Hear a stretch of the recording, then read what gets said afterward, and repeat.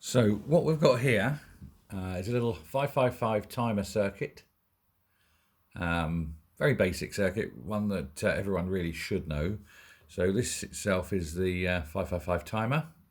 It's called that because internally it's got three 5k resistors in series, thus giving you a 2/3 and 1/3 voltage drop across pins 8 to 1. I say it that way around. 8 is the plus 9 volt, or in this case plus 5 volt, and pin 8, as you see, links down here to the 0, to the ground.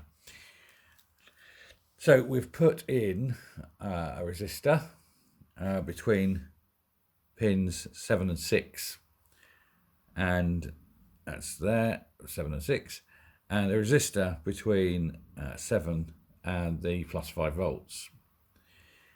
And we have a capacitor. In this case it's a 100 microfarad capacitor, and that also goes on pin 6. So what happens is the 5 volts comes into the chip, powers the chip. Another 5 volts comes through the resistor into pin 7, through another resistor into pin 6, and upcharges on the capacitor. Pin 6 is also linked through this little network here to pin 2. Now, pin 2 is the trigger. So what happens is the capacitance charges. When it's charged, it can't absorb any more, so the current flows not into the capacitor but down through here, hits and triggers the chip. Now, pin 4 is the ground. No, it's not.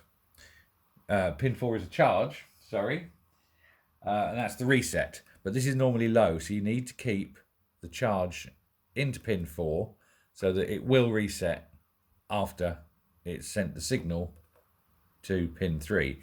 Now, pin 3 has the cables coming out, and if I move this along, you'll see that they go along to the LED, then through the resistor, back to the ground, then the resistor's there.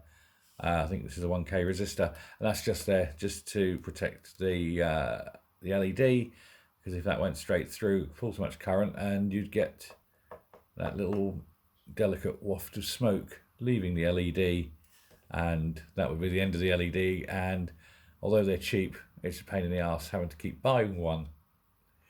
So the basic rule is you've charged the chip out, and that comes in from 8 and goes out through 1. That's the power situation for the chip. 6, as I mentioned, is the threshold. So as soon as there's a charge in the threshold, that allows it to work.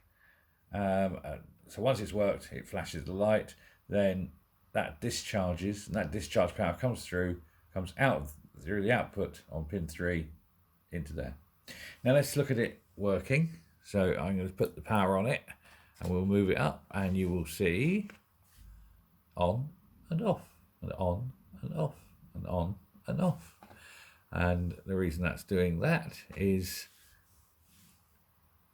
the capacitor fully charges. As it's charging, no power is going in, so the LED is off. Once it's charged, the LED, the current flows through the chip, sending the signal out, and the LED is on. However, once the power has drained from the capacitor, it's then ready to accept power again, so it's got no power going into the trigger, so there's no signal telling it to put the power out, so it turns it off, and at that point the capacitor starts charging again. Very simple circuit, but the heart basically of most systems that require any kind of clock or tick or counter. You can use similar things, not by using a 555 timer. You'd move much faster to get the full operations on a processor. You would use crystal.